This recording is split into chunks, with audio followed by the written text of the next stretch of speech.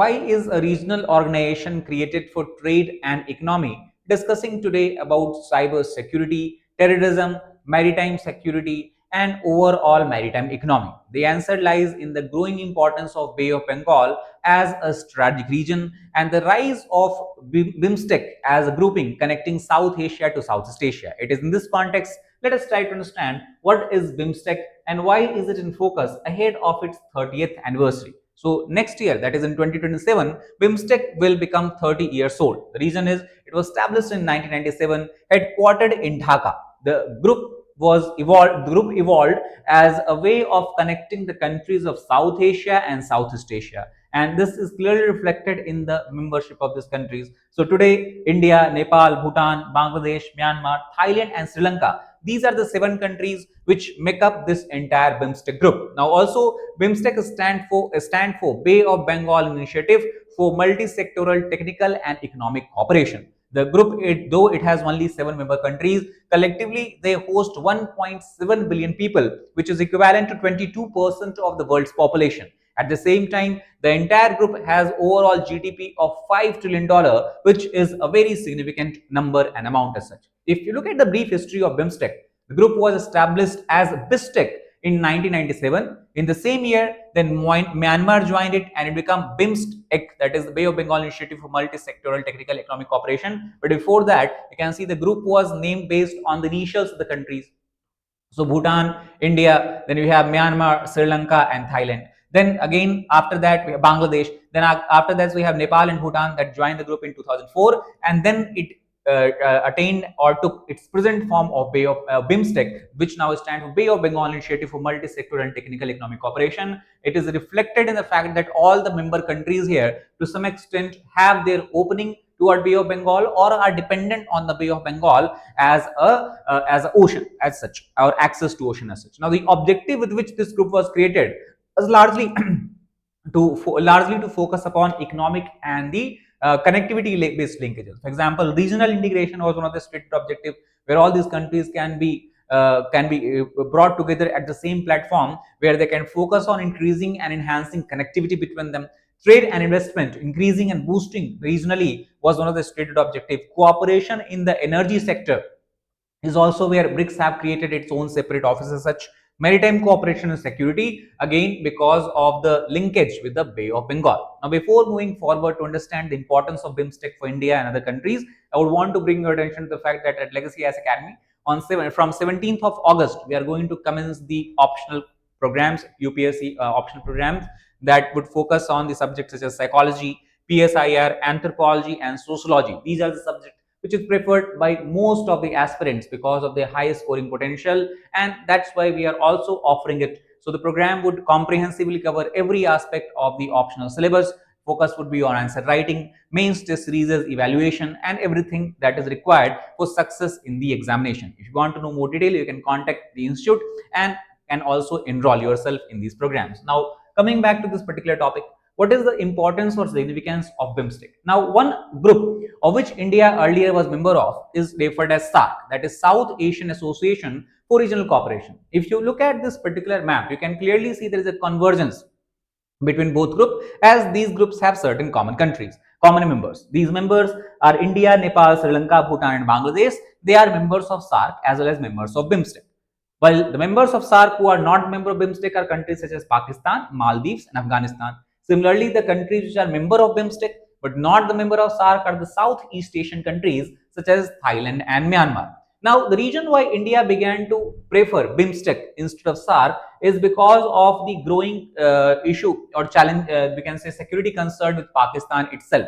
So it was portrays as an alternative to SAARC. It also supported the Act East policy that India launched somewhere in 2015-2016, and also it would help India in achieving the neighborhood first policy in its diplomatic, we can say in its diplomacy as such. Plus, also the region itself is connected to Bay of Bengal, dependent on Bay of Bengal, and having such interlinkages also provide access to Bay of Bengal. Also, we have to understand this in context of the Uri attack, where India clearly put the blame on Pakistan, as the act seemed to have originated from the country. And as a response of this, India decided to boycott the summit, SAARC summit, that was to be hosted in Pakistan that year in November as such. And that's when India began to focus more on BIMSTEC. And the importance is not only because it is not having Pakistan as a member, but also due to the fact that to some extent it helps India in countering China's ambitious infrastructure project, popularly referred as BRI, standing for Belt and Road Initiative. In the Belt and Road Initiative, we have seen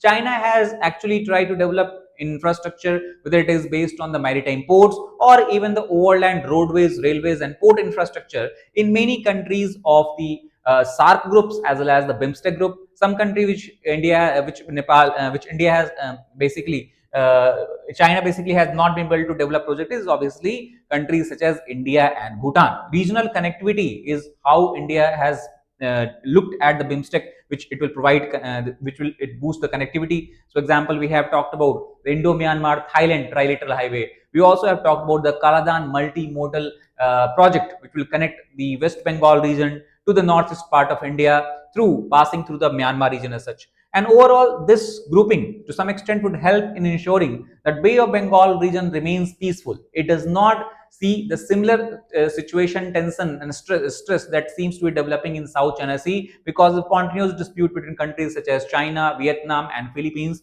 Apart from that, Indonesia as such. Plus, as the Bay of Bengal is a part of Indian Ocean, it will also help in the Indo-Pacific, boosting Indo-Pacific cooperation, as many members of BIMSTEC have their stake in the Pacific Ocean as well. Now, if you look at this particular meeting, that is of 2026, what we can see is that the focus area was not only on trade and economy, because remember, in the beginning we have discussed that BIMSTEC in the early years was portrayed as a platform where economic and trade relation discussion can go on. But in this particular summit, the discussion went on over a wide range of issues that goes in the sphere of security and defense. These issues were counterterrorism, and the reason is simple, because many of the countries of BIMSTEC in the last couple of decades have faced the terrorism related problem, increasing incidences of terror related accident incident and such. Cyber security has emerged as a major area where countries can converge and collaborate, especially in the context of rise in the cyber crimes such as digital arrest scam, which is affecting almost all the countries of the region, and the most of these particular scams are being operated from the area which is not in the control of any government, such as the region affected by civil war in Myanmar as such. Maritime security, again, because of the assertive policy, assertive we can say the development of the maritime ports by the China, the string of pearls policy we can take as an example. Organized crime has emerged as a major challenge, and also the topic of discussion was not security in the conventional sense, but also energy security, giving the dependence of this entire region on the Gulf in the West Asia for oil and gas, which has been disrupted due to the Strait of Hormuz crisis. The key outcome, however, we can think from this particular summit was the enforcement principle, a guiding principle countries agreed to accept and sign on the enforcement of maritime law, as this region also suffers from many humanitarian disasters, many natural disasters such as cyclones, tsunamis, and all. Humanitarian assistance and disaster relief guidelines was also this was passed in the summit. Better maritime cooperation is something where countries have decided to work together, and also to ensure that disaster response is faster depending on which area it is taking place. Challenges, however, are numerous as far as the future of this group is concerned. The first is the ties between Bangladesh and Myanmar itself is not very good because of the refugee crisis, Rohingya issues, and all. We have seen that Rohingya claims that they are being ethnically persecuted in Myanmar, and that is why to save their life they have to flee. And after fleeing, they have entered into Bangladesh. Bangladesh, on the other hand, want that these Rohingya refugees who have been displaced from their homeland should be allowed to peacefully and safely return back to the Myanmar, where they should be allowed to stay or reside permanently. Other tension we are seeing is between the India and Bangladesh, especially after the ouster of Sheikh Hasina regime. Now, again, relations seems to be coming back on track even gradually after the general elections was conducted and the Muhammad Yunus was basically ousted from the power, or basically he has to give command to the new prime minister as such. Myanmar itself is in the grip of civil war because of many rebel groups. They have not accepted the Myanmar's military juntas and the rule over the country. Chinese influence is continuously on rise, not only in the area or field of the economic development and the infrastructure project, but also from the security perspective. And most importantly, even many times when the projects are being commissioned, projects are being this accepted by countries, the implementation has remained very slow. The case in point is Kaladan multi-model project itself.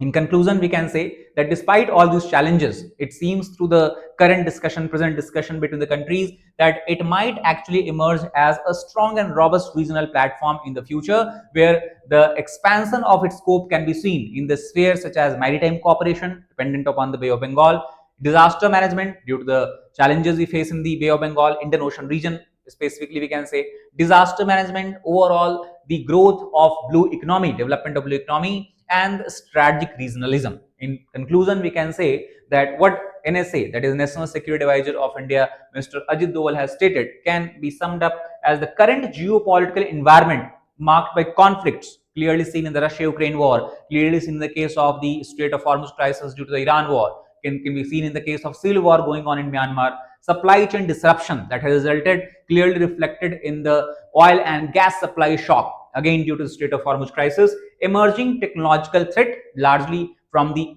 use of artificial intelligence and the cyberspace underscores the need for closer regional cooperation, and that is the role which BIMSTEC is expected to play in the coming future. So that's all for this particular video. If you like the video, please hit the like button, share it with aspirants, as well as subscribe to channel for more such helpful content. Thank you very much.